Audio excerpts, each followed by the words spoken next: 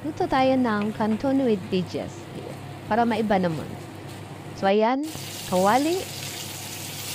Lagyan natin ng butter para panggisa. Lagyan natin ng sibuyas. Ayan. Pagkaluto na niya, mga ilang minuto, nilagay natin ng carrots. Nilagyan natin ng ginger powder kasi nakalimutan. So, ayan. Habang niluluto ako dyan, ayan, may nakasalang sa kabila. Yan, with butter, yan, nasunog. Tapos ngayon, may tayong kangkong, noodles, yung kanton. Ayan, ilagay natin yung kanton dyan. Ilagay natin yung kangkong. Ayan, i-mix natin. Tapos nilagyan ko ng tuyo pala yan. Tapos yung mga sa kanton niya, nilagay ko na rin. Yung mga tuyo, yung mga ingredients kasama sa kanton. So, ayun na nga.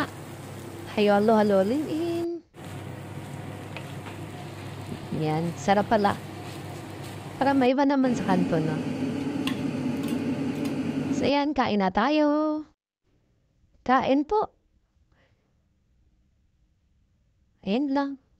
Sunog siya, pero masarap. Hindi siya mapakla. Kasi luto siya sa butter. Tapos nakamarinate siya. Nakalagay po yan, minamarinate ko pa pag nagutom ako. Luluto na lang. Kasi mag-isa lang naman ako. So, ayan. Thank you for watching.